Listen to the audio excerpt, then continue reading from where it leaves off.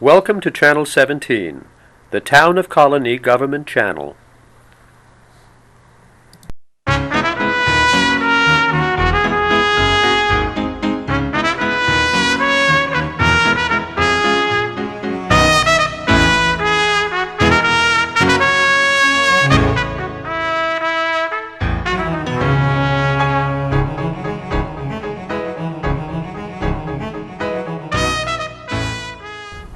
Hello, I'm Kevin Morgan. I'm working on behalf of the Town of Colonie Veterans Project.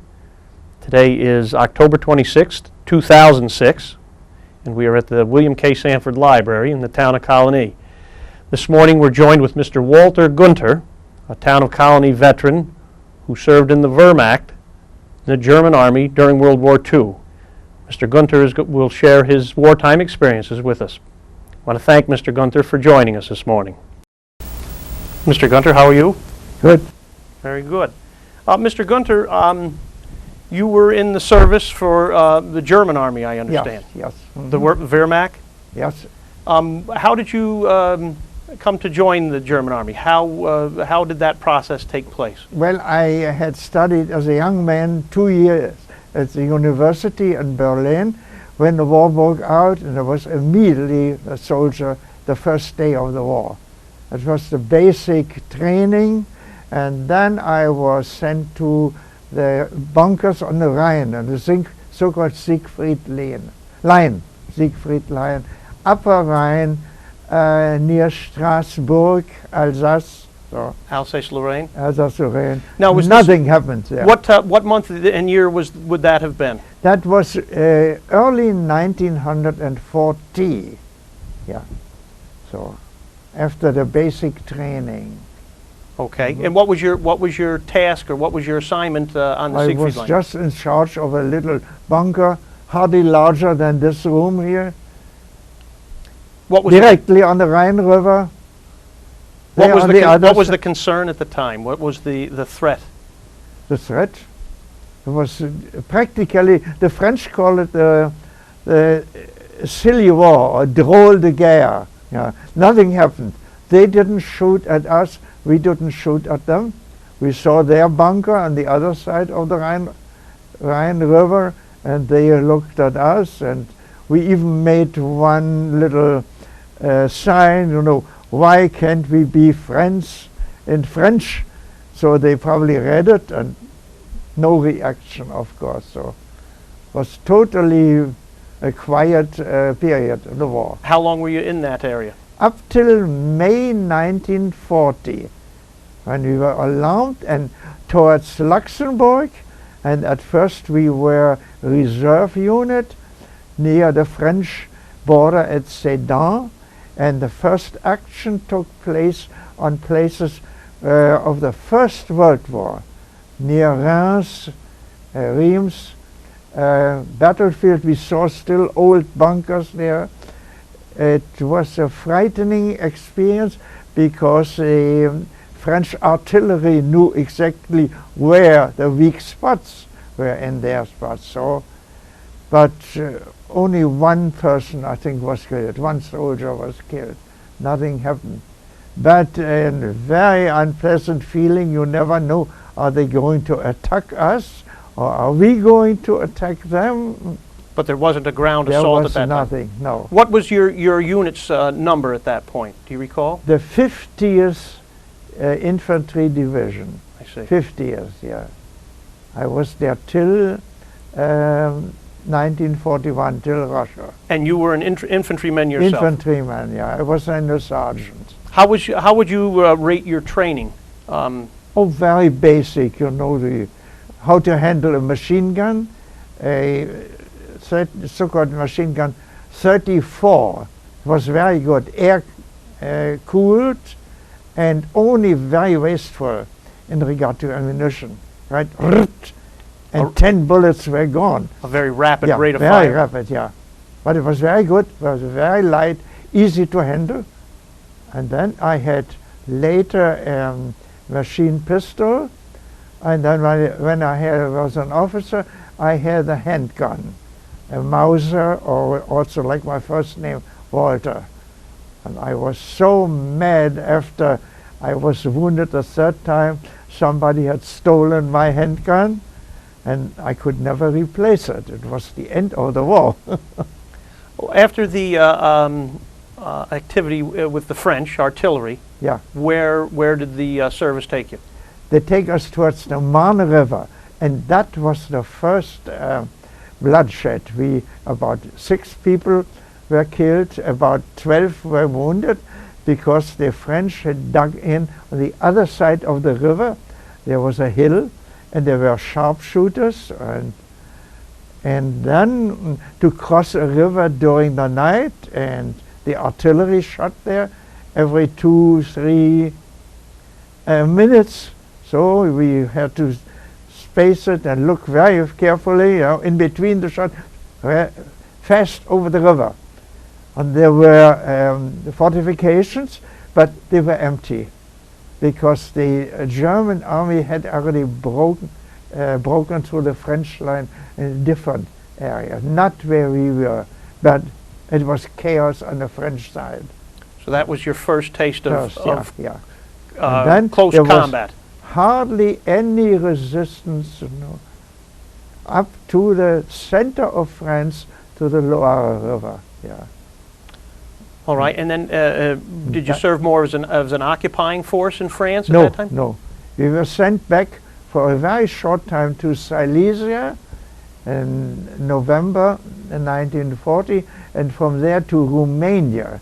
Romania was in those days a Quisling state, with Nazi controlled, and it was the border to Russia on the Black Sea. So that was 41 already, winter 40 and 41. Did you understand the task at hand that was before you at that point? You were shipped, I assume, by troop train Yes, yes, to that area? yes. Did you understand that there was an offensive campaign against Russia at that time? No, there wasn't. That wouldn't have been, No. that information wouldn't have been Only available. when we were directly at the border, then we said, that is not only watching, but soon probably will be aggression. Were Russia. you still an infantryman at this Yeah, time? Did all you the have any time. rank at this time? I was still a sergeant, A sergeant. yeah, because my not so nice commanders saw that I will not be promoted. We had quite a conflict, so and that's the way it is. When did the actual campaign against the Soviet Russia begin? Was in June 22nd, 5 o'clock in the morning. I was there crossing the river, and the big surprise was hardly any resistance. Militia was there, poorly equipped, frightened. They didn't even have enough guns for them. 2 men many times shared 1 gun. Yeah. So the Russians initially were Russians, very ill prepared. So in no time we practically walked through. What would you say the mood of your unit was, your outfit, on that still assault? frightened. Because I personally remember, I studied history, and I remember what in those days Talleyrand said to Napoleon after having found out that Napoleon wanted to attack Russia. He said to Napoleon, "Sir, you are worse than a criminal. You are an idiot." He was promptly fired, of course, after this, but he wanted to be fired. So you had the knowledge of I the know, and Napoleon's. and then also, how can Germany, 80 million, fight against 250 million? I mean, German army was in France, was in Norway, was on Balkan. So, how can Hitler handle? But of course, he was blinded by his own propaganda. He said the Russian regime is going to collapse. There were, of course, show trials, and many generals were executed, about 38 or 39, and he assumed probably, well, the regime is ready to collapse. It wasn't. So the general mood of your the soldiers around you was that this was going to be a difficult battle, perhaps. Oh, yeah. And relief that in the southern part of Russia hardly any resistance. What town were you near, let's say, just to give us a geographical understanding? You say in Romania, but Yeah. what particular area? Oh, that was very close to the Black Sea, Jassy, a very small city. But we marched towards Odessa in Russia, and that was an important port. But a strange thing and a always frightening idea, there was no resistance. The able-bodied people were gone. Only old people and children were there, and of course it's a very strange and frightening experience to march into a city, and you never know. Are they going to shoot at you around the corner? Is the artillery there? There was none. The fear of the unknown, but Yeah, you yes. didn't encounter anything. Yes, that was frightening. Resistance was at the southern area near the island of Crimea, Krim in German. And there was the first time resistance, and that's where I was wounded. At the northern end of the island of Krim, or Crimea. Was it a daytime battle? Yeah, daytime. I just got shot through the lower part of my foot, and I didn't even notice it. So What was your feeling at that time? Do you recall? I didn't notice it at first. You know, the excitement on the battlefield, shooting artillery to the right, to the left, and I said, "Oh, what's going on here?" Bleeding. Did it disable you and take you out of They commission? took me out and back to Germany via train. So, to. How was your medical corps in the German army? Oh, very good. There was always somebody around, you know. Within a unit, there were about half dozen people who could take care of you. Yeah, and I could hardly walk, but it was all right. What month did you get wounded That in? was late in, I think, in October, at least in autumn of 1941. So you were returned to Germany? Germany. You convalesced? Yeah. And then next year. Were you able to visit home at all? Yes, yeah. I got a prolonged stay. And your home again, for the record, was in what in city? Berlin, in Berlin. West Berlin, and Wilmersdorf and Dahlem. What was the mood in Berlin towards the war at that time, Oh, would you say? everybody was frightened, but at first it looked as if the Russian regime will collapse, at first. And then came, of course, the horrible thing that the German army didn't have any winter outfit. No, Hitler just assumed, from June till October, and that's it. Well, he was deadly wrong. When did you return to your unit? In spring 42, was a different unit, but the same 6th Army down in Ukraine. And then it was already, the German army had conquered a lot of territory in southern Russia, along the Donets and the Don River towards Stalingrad. And we crossed the river in June 42 and again towards Stalingrad. There was a steppe, and I was wounded there in September, October 42, before the Russians could attack and encircle the German army. Was it? So was this the first skirmish you had encountered since you had come back? Yeah, yes. So you were And wounded my again? unit was about the first unit entering the city of Stalingrad. But I was not wounded, and again was sent back to Germany to a hospital. How serious was that wound? A little bit more serious. There was a shrapnel between the ribs So from artillery? from artillery, Russian artillery. What time of the day did that occur? Do you recall? During daytime, yeah. That was... Were the firefights fierce? There it started. The resistance started. You noticed a difference it in there? really, it got worse the closer you came to Stalingrad. The more tenacious the Yes.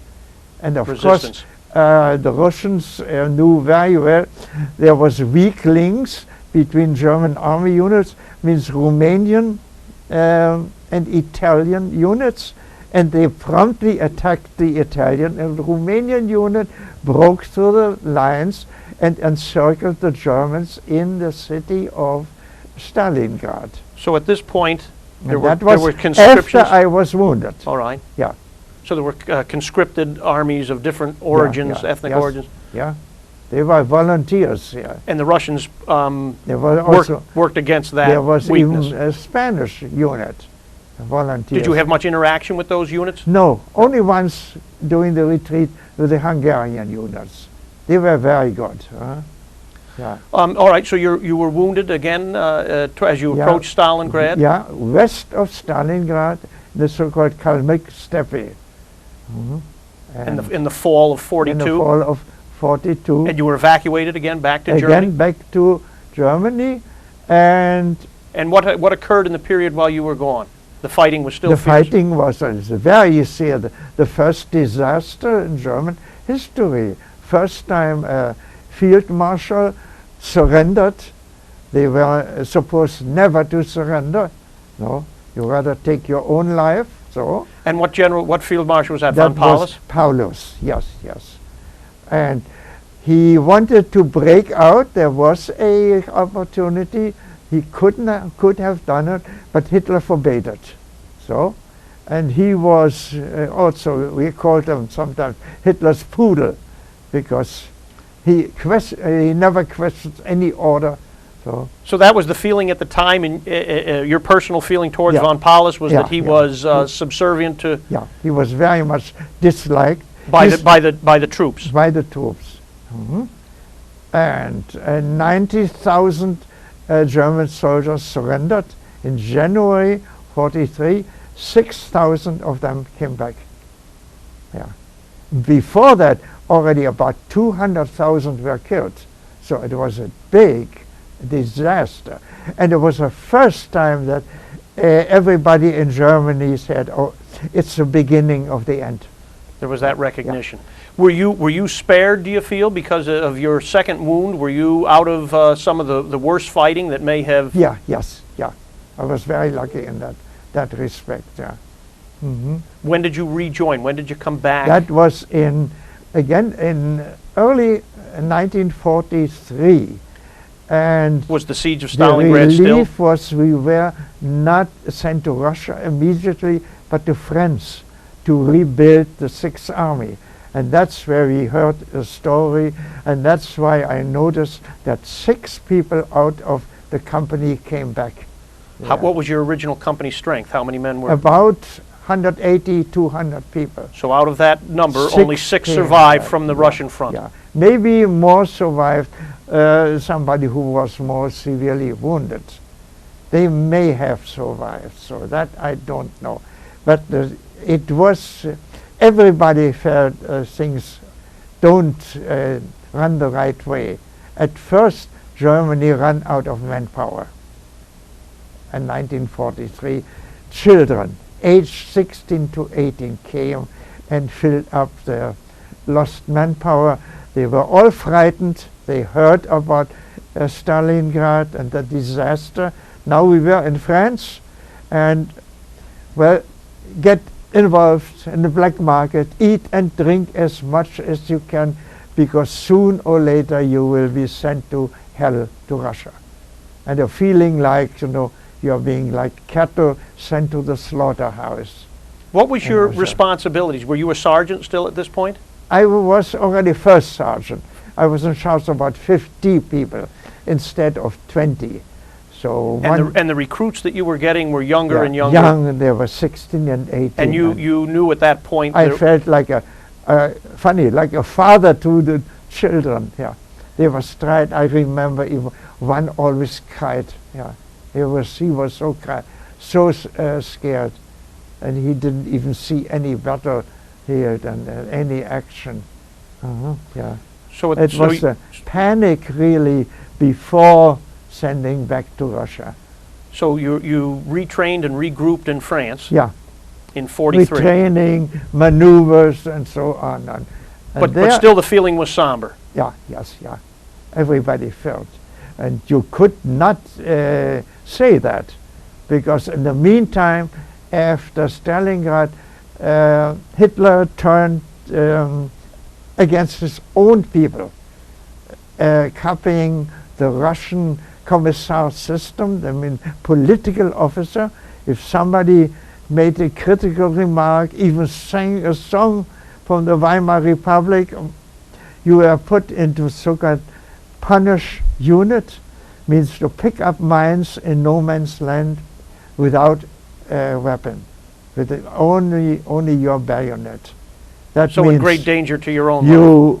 you may not survive. Yeah. So you could feel the military Everybody discipline. knew that. The military discipline became more intense Yeah, as Germany was suffering these defeats. In addition to that, and that was applied on Russia, they established a so-called speedy court-martial.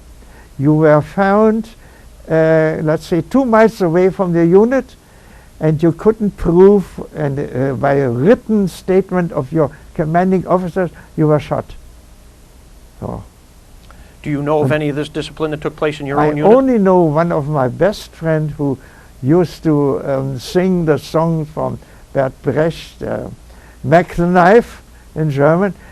He was liquidated. We never saw him. He was executed. My And goodness. before this, he was not in my unit. Right? And before that, we always warned him. We said, Hans, please stop that. You don't help anything. The situation will be the same. You endanger your life. But then I was wounded and again sent back to Germany. It was the 3rd time, and never heard. And after the war, I knew where he lived. I knew somebody else. Asked him, he said, yes, he was liquidated in July, August 1944, after the plot of the officers who tried to kill Hitler. So, Very difficult times. oh, awful, awful, awful. Now, if you take me after your regrouping in France, Yeah. you were shipped back to Back to Russia. Yeah, Stalingrad had fallen at that point. Poland, yes. What was your role? What was the goal to? What could be accomplished at that point? I was a company commander, and the front was between Kharkov and Kiev, somehow, somewhere. It was very quiet. Usually, And excuse me, what month did you return to the front? oh, also in the fall. In the fall Yeah, again. in the fall of 43. Yeah, and it was very quiet spot, and half a mile there was a large valley, and there were the Russians, and here were the Germans. Hardly any exchange of fire, and Would you be on reconnaissance? Would you try to engage the enemy at that point? sometimes also, yes, yeah. Once we took, that's true. we went during the night on the no man's land, and must have penetrated the Russian line. There was suddenly a horse and wagon, and the man was there, and we said, "Look, you work, hold up, hands up." And it was a Russian commissar with his assistant, and he shot at us. We shot at him. Nothing. Nobody was wounded, but he didn't want to be taken prisoners, and that's where I got my Iron Cross First Class, because that was an Close call. important prisoner we took. Yeah. Oh, you were able to capture him You captured and him? return him. Oh, he was very angry. Oh, defiant. How could you do that to me? A great deal of yeah, self-importance. Oh, you saw it. Very fancy outfit, beautiful leather coat, fur lined. You see, oh, we realized we got a big fish. You caught him off guard. Yeah, and he had maps for the positions of the Russian artillery marked in.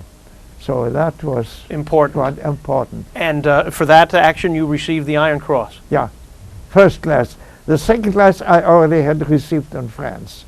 Second class was just a little ribbon. But first class was a regular Iron Cross. So, and that was very quiet till Christmas Eve. Hell broke loose. Suddenly attack. There were as many Russians as you could see.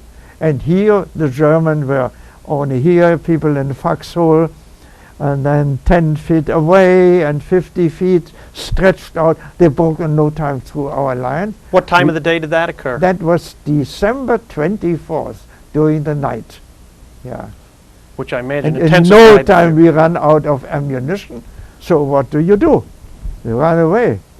So they broke the line at that They point. broke How the was line. how was your communication network? I mean, did you feel that you could keep in touch with your flanks and different? Yes, at first, and quiet. It was at first worked very well. But the moment the Russians broke through the German line, well, they was just giving order. The safe haven is this and this city. No. So you And had there- you had another point to reconnoiter, to Yeah, regroup, yes. established There, initially. yeah. Was it a mechanized assault, or was it an infantry assault? Infantry, mostly infantry, and sometimes very primitive horse and wagon, but you couldn't see, you saw nothing but Russians. There were such a manpower overwhelming the Germans. Could you give any resistance to it, or did you feel it was? As long as we were able to shoot and defend ourselves. But what do you do after this? You run for your life. How does that order come down, or did the men know at what point they have to Oh, vacate? yeah, they know. They know. Yeah. And it was up to you to regroup at that Yeah, point that was yes, already yes. established. And we said, here, we meet there, don't use the main roads. Let's see, from here to Plattsburgh.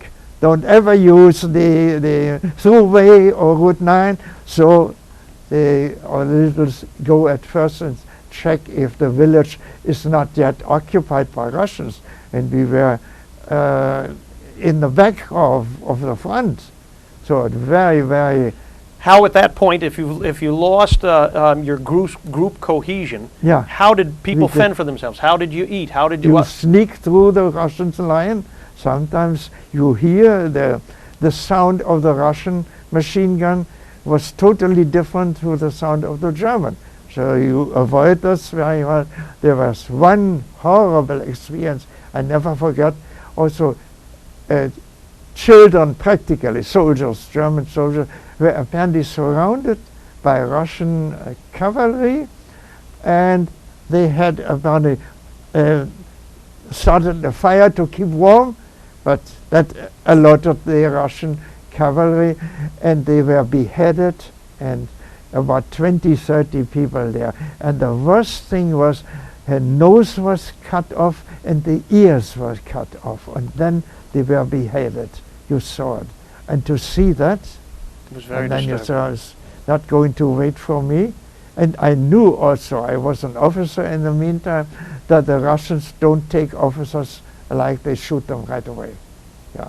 So that was on your mind. Unless you were very valuable man, let's say from the general staff, and who could provide good information. I couldn't.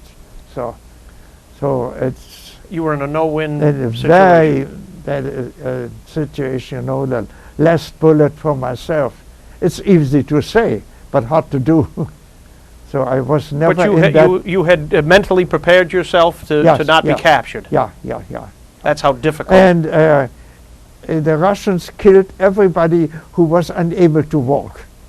You know. How did you learn information like I that? saw it. I saw it 200, 300, 400 foot away. From your own unit, what can you do? You cannot counterattack. You ran out of ammunition. So How did you manage to provide for yourself food-wise and things like very bad. I don't know sometimes how. Frozen bread sometimes. Sometimes there was a depot, I remember this. There was one of those officers, a soft job behind the lines. I have the order to dynamite it within 2 hours. And said, I give you the order not to do it. At first, my soldiers get here something to eat. And I remember the pile of sugar, and the little village nearby was not destroyed, the Russian river, and we took sugar and gave it to the Russians, and they gave us some bread or some yogurt. I remember that.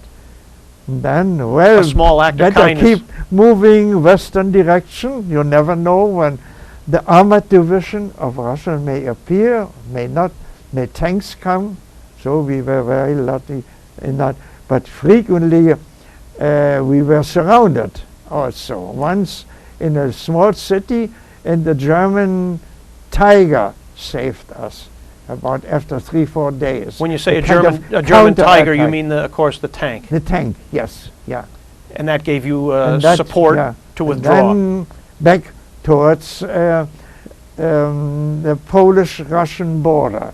Had you Let me your check. had your unit mostly regrouped at this point? All the Yes, the yeah. remnants of it Yes, from the regrouped, and we found people. So who- you moved as a group. Yeah. Did you yes. move during the day? Did you move at night? What was the Oh, safest? it was very careful during the day, mostly during the night. That was safer, yeah. And in the meantime, we had plenty of snow. It was very hard, yeah. So you're in it's winter Oh, conditions. Yeah. But And fortunately, in 42, 43, there was a winter outfit provided, you know, kind of a shell you wore over the uniform and kind of synthetic fiber, and you could sleep on it on the snow. So that, So quite often you didn't even have a tent for protection. nothing, no. You slept out open. Out there, yeah. Under a little tree or whatever, little protection there was, yeah. And always afraid any minute the Russians may come. Awful situation. Were you a religious man at the time? Did you find that you prayed yes, quite yeah. a bit? Yes, yeah, yes. Mhm. There is a third verse of the German Protestant hymn, 40, a mighty fortress is our God. And one is, if the world would be full of devils ready to devour us, they will not succeed, because there is one God who will prevent this. And I that helped had you. also with me all the time a little leather-bound booklet of the Psalms my grandmother gave me, and I always had the copy of the German play Faust by Goethe. You know, I had a big kind of a case where I had the papers and had to fill in reports, and you know. all Because this. you were an officer, So, you had yeah, a little yes, valise or yeah. Yes. Were you able to keep any of those documents to the end of the war? No, You lost them all. nothing. Because after I was wounded the third time, that was very serious. And I lost consciousness, and again, I already mentioned it, I was saved by a helicopter organized by the colonel who was in charge of the division. Well, if you And- wouldn't mind, if we could go back and take us up now, we've kind of got a feel for your retreat. Yeah. You're heading back towards Germany at that Retreat. point. Back on there was a certain standstill on the Polish-Russian border near the city of Tarnopol, and that's where I was wounded the third time. Describe, if you can, that particular battle. Was it? There was it a- hardly any battle. Oh. You know, retreat and shoot out and, you know, chaos, and it came to a certain standstill there. We could dig in, and I know And what time of the year or what month can that you was recall? in April 44. The whole of Russia was already gone. Yeah, the Russian had reconquered the whole country. We were on the borderline between Russia and Poland. Did you have an understanding at that time how difficult the situation was for Germany, or was news? yeah, Oh, yeah. you did. A lot of rumors, and many rumors were true. You know, you could not see that, you could not hear it. And, I was going to say, I don't imagine you had a radio, or yeah, we had radio. Oh, you did? also, yeah, yes. but then news it like got that wasn't lost. broadcast. Got lost. so, and there was constantly a constant propaganda, day and night, by Goebbels, you know, who was a very shrewd and how would I say, secretary of propaganda. That was his official title. And how, as you as infantry soldiers, how did you react to that Oh, propaganda? sometimes they smiled. No, that's all you could do. Mhm. But you couldn't speak openly about No, it. no. It even was dangerous when the Russian planes came and there was no Germans, and somebody said, "Ha ha! Look, we are going to win the war." Huh? Oh, that was very dangerous to say. Yeah. Uh-huh.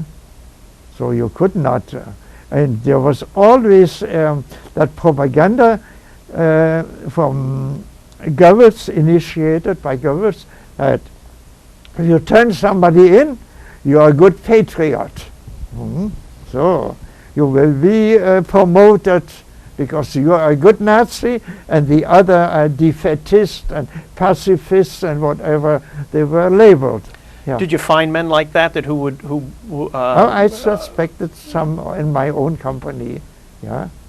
And after I was wounded, they turned in one of my men, and I met him in Berlin by just in the subway, and because he told that joke about Hitler, you know, which I mentioned, and he was condemned to half a year to the punish unit, pick up mines, and he survived. And that was because he told a joke about Adolf Hitler? Yeah, yeah. And you met him after the war? Yeah, after the war in Berlin, yeah. Mm-hmm. If you would mind telling us about your experience. You said you were combat wounded 3 times. The third time, Yeah. you said, was in a retreating motion. Can you describe what happened to you at that point? That time, at first it happened in daytime, and again there was a certain standstill. The Russians also had to look for their provisions, and so, and it happened in the ditch. I turned around and I was shot by maybe a sharpshooter, a Russian. So there wasn't really an indication that you weren't involved in a very No. interactive battle. No, It was just nothing. just someone had an aim at you, and Yeah. Mm-hmm. and can you describe that? Was a difficult wound? That Serious. I realized it was very bad because it was already beyond pain. No, and I have seen enough people who scream and scream with pain, but I didn't have any pain. It was just numb, and I feel I know. Yeah. So you were conscious enough to recognize that Yeah. your I went situation to was my very serious. battalion commander, and I saw his face, you know, the reaction, and he said, "Oh, this man is going to die." Were you able to move around? I could You could crawl walk. back, yeah, with the help, and and then I lost so much blood. I sat against the tree, and then I didn't know what happened. And I only blacked out at that point. remember I woke up once because I was so thirsty, and there were to the right and to the left wounded soldiers, and nobody else around, and I thought maybe already abandoned. Yeah, When you say no one else around, was there anyone giving you first aid at that point? nobody around there. They probably thought, "Oh, this guy here is going to die." So, and probably the Russians may have broken through the lines again, and at the so. At this point, And could you? I really woke up was in the university clinic in the capital of Galicia, Lemberg, and those days. I think they pronounce it Lvov or similar. It's today Ukraine. And there I woke up, and from there by train to a special clinic in Dresden for people who were wounded at the head. And this was a shrapnel wound, or a? No, that was a so-called dum-dum. Can you explain that for us? Yeah, that the Russians take a pair of pliers and cut the top of the bullet, and therefore it causes bigger holes. And you had learned of that. You had seen Oh, the I damage know inflicted that. from that type of I bullet. was afraid of 2 things: stepping on mines, being wounded by dum-dum, and afraid of the Russian tanks. 34. I wasn't fortunately the only ones they were overrun our lines. Now, when you mentioned the mines that were such a concern, Yeah, did the Russians also. frequently use mines? Yeah, yes, yeah. Anti-personnel? There before they attacked and December 43, there were mines in the no man's land. And the Russian mines were very primitive but very effective, just like a little cigar box, and they exploded at a weight of 50 pounds. So if you stepped on one, you lost at least your leg. So And if you survived, well, how common daytime, was this perhaps, occurrence? Perhaps in daytime, but nighttime, I don't know. Or if they threw it into your foxhole, you were dead, yeah. And was that common? Yes, very common. Yeah, that was very, very bad. When you fought the Russians, you would actually see the men you were fighting? Oh, yeah, yeah. You were that close a proximity? Yeah, yes, yeah. Yeah. And you say the Russian tanks, you had encountered them at one point? Once they overrun. Unfortunately, not over my foxhole, so you but you were close enough, you were too close for comfort. You learn how to say a prayer. Yeah. And then, of course, the infantry would follow the tanks, I suppose. Yes, yes. But fortunately, behind us were good anti-aircraft cannons, the so-called 8.8, and they blew up the tanks. Yeah, yeah. You were close enough to witness that? Oh, yeah, yeah. Frightening. Also, I don't even know when. Yeah, that was also during the retreat already. Yeah, yes. Tell me more, if you would, about your evacuation after your wound, which was so serious. How you had mentioned that you were helicoptered to safety. I didn't even know that, but the people in the hospital told me. I see. And mentioned.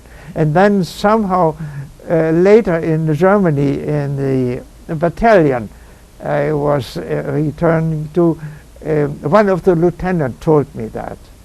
That sounds so rare at that point in history that very equipment was available. Yeah, yeah. How did you come to because the colonel knew me personally, and again, we came from the same corner of Berlin. I knew exactly where he lived. He knew where I lived, but of course we have never met in a big city. So. But because you had shared the same origin of. I still know his name. Colonel Neumann, very common name. Yeah. So, so again, you have to after the war, I tried to reach and see, but the house he lived in was burned out. So, how could you find? Yeah. And did he survive? I don't know. You don't know to this day. Yeah. But you must have to credit him for saving my possibly life. saving your life. Yes, yeah. So you returned by helicopter back to the University Clinic of Lemberg, the capital of Galicia. From there by train back to Dresden. And that's where you received treatment for your wounds and therapy. Yes, all the operations were performed at Dresden. Yeah. Were you able to visit home at that point? Yes, yeah. And what I did not know, my mother was killed in air attacks in the meantime. That was 1944. From the bombing raids? From bombing in Berlin. And only when I was in Dresden, I found my father visited me, and mother was not there. She was dead. So, and that was 44. In March, she was killed, and I was wounded in April. So you know the chaos in Russian. No communication. So you wouldn't have been able. Your father wouldn't have been able to make you aware of the conditions. No, was not. Yeah. My father was killed a year later in January 45. We had a very nice summer home outside of Berlin, and a bomb fell, and he was killed there. When did you learn of that? While I was in Dresden, the hospital, and they had a hard time to find me, because the neighbors also lost their home, and one of the neighbors could contact the local authorities and said, yes, we know the son is in the Dresden hospital, but there were 20, 30 hospitals in Dresden. I was in the suburb there. But that neighbor took it upon themselves to locate you and tell you the news of home. Yeah. Did you ever return to Berlin? I returned, yeah. And I even was allowed to come back there to attend the funeral. I missed the funeral, and a strange thing, you know. Everything was destroyed on the house, like a big crater, and on one corner against the wall was an old family chest, and that was covered with dirt, and there I saved, you know, the decorations, you know, some items, and so. But that was all that remained of your Yeah, boyhood and childhood home. Everything lost, yeah. At this point, the grief must have been overwhelming. Oh, awful, yeah. Uh-huh. Were you able to, after you convalesced in Yeah. Dresden, did you return to your unit? Was there Yes. anything left? In West Germany, it was almost bloody irony, defending now the American and English forces on the western border of Germany, northwestern border, but it was English, against the English, and to defend that so-called Teutonic forest against invasion, and it was almost laughable because we didn't have any ammunition.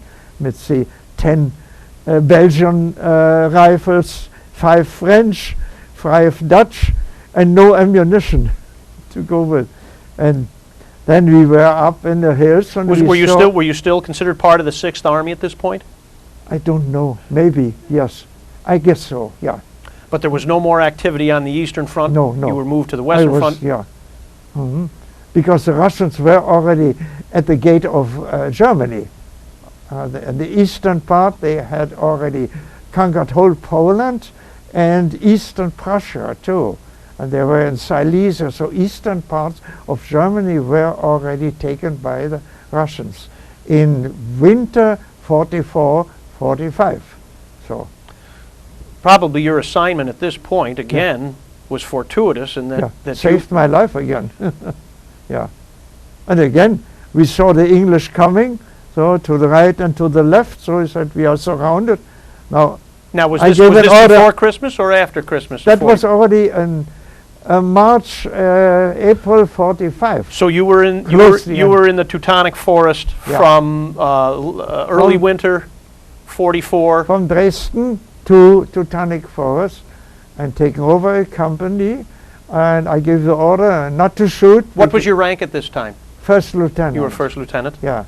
And I gave an order not to shoot, because he said, if you shoot, that's the end of you.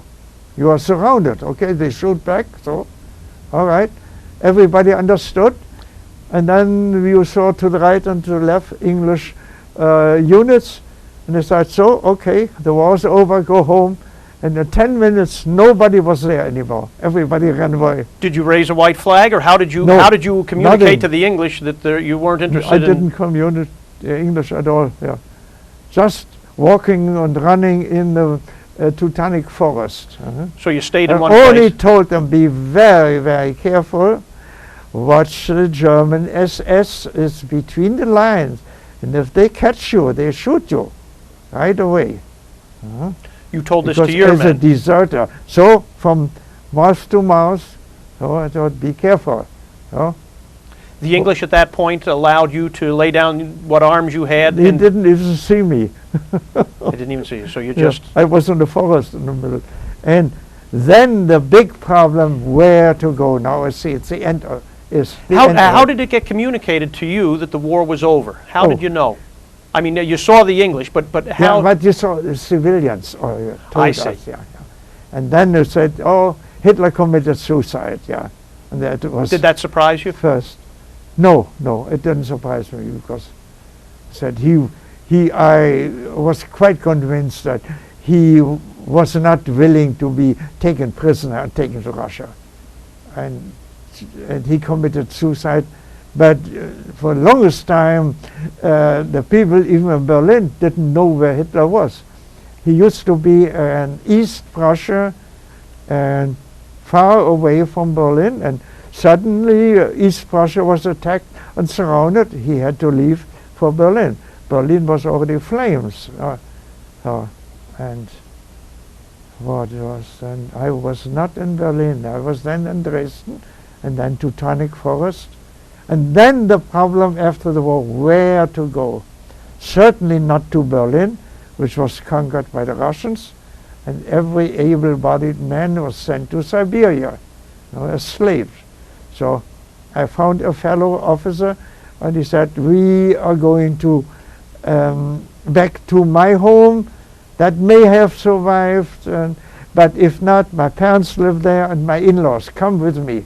And on the way towards Rhine River, we were caught and by English forces, and of course we saw uniforms, so okay, there was no way of running away. So, and then a big camp, and then 500,000 of German prisoners were taken to France to clear up. I was one of them, and again it saved my life because I could speak French. So where did you I learn was French? in high school, and my parents were very much Francophile. My father had studied in France, and my mother was attended a finishing school in Switzerland. They spoke fluently French, and therefore I became interested in French, and again saved my life. And then the idiotic thing in the prisoners camp, here I was a officer. Officers were not supposed to work. You know, By the Geneva Convention. You could go to a farmer and work, and therefore it saved your life. So no, unless you assembled, let's say, a group of fellow soldiers, 15, 20 men, and applied for a job in the community, and so I did, and we cleared up roads and so on, and I was in charge of 20 men. How was your treatment? How was your treatment under the French? Title was chef d'équipe. So you still maintained an officer status. Yes. Yes. How did the French treat you? Very good. Yeah, they made the French were very good. They knew very well to make a difference between Nazis and Germans. Yeah, yeah. Even in '43, when the unit was rebuilt, you know, I mentioned that they were very nice and very good. Oh, there was one incident I should mention. I went to a store and wanted to buy something, and she said in French, "We are not going to sell anything to German soldiers." And in order to make me really mad, she said, "Heil Hitler." I was really angry. And said, now I could speak in French, and said, "I wonder what you think, what the Germans, if everybody worships Hitler day and night. And you should realize how dangerous this is to tell you, because you could turn me in to your French Nazis. I don't know if that is a trap." No? She was very quiet for a while.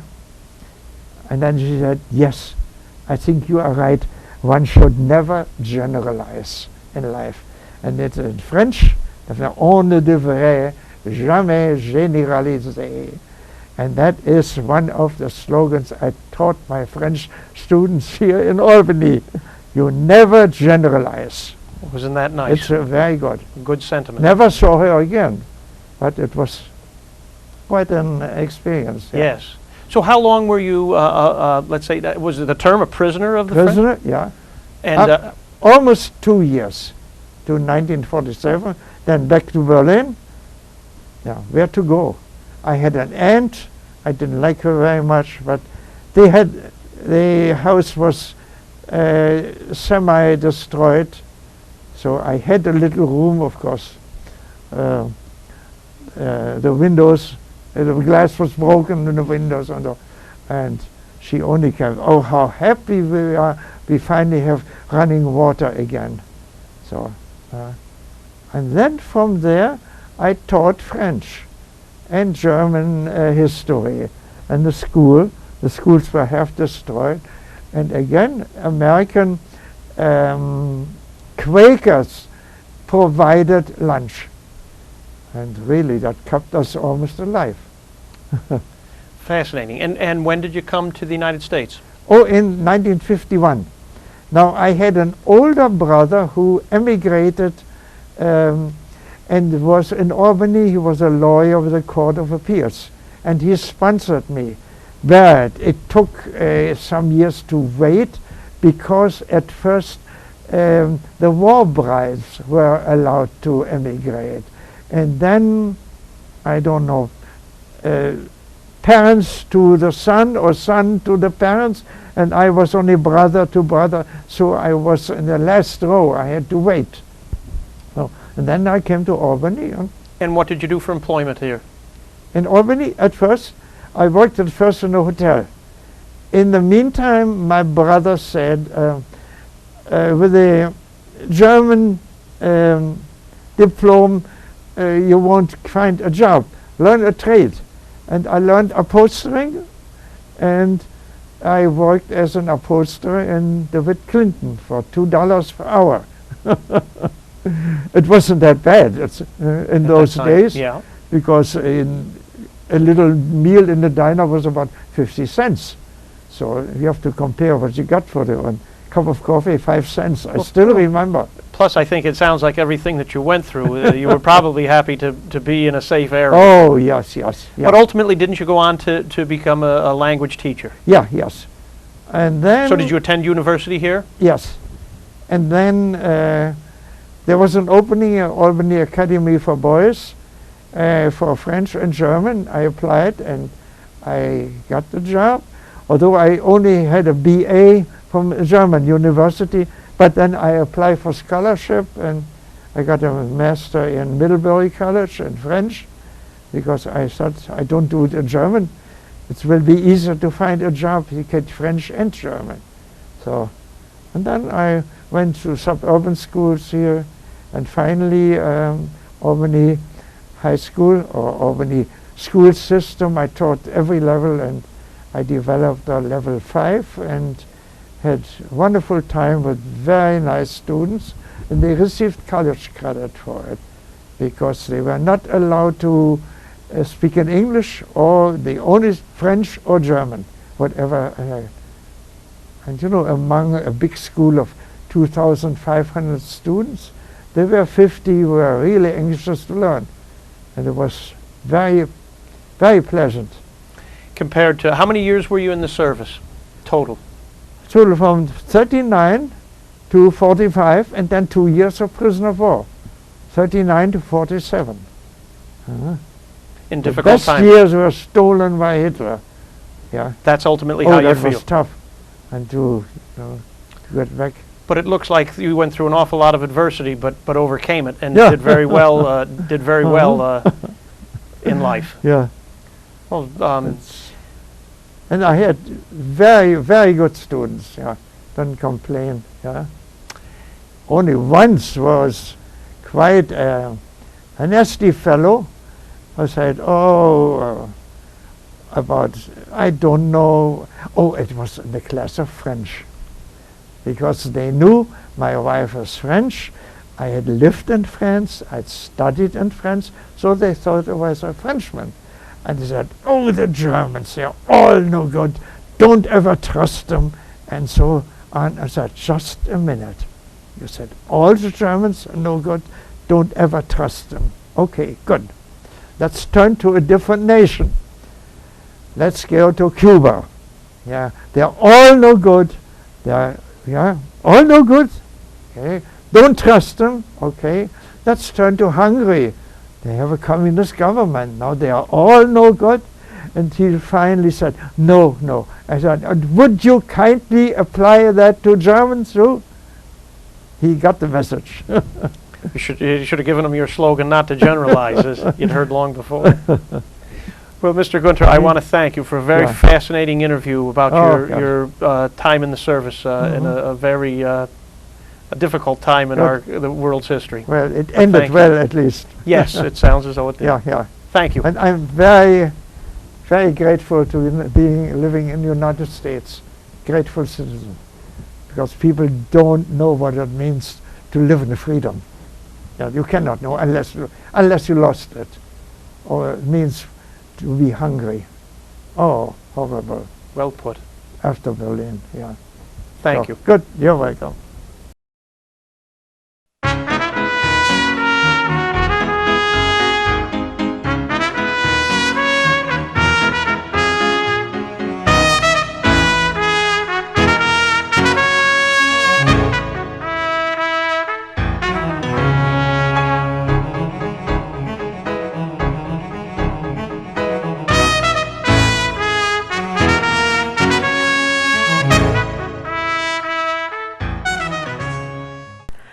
Welcome to Channel 17, the Town of Colonie Government Channel.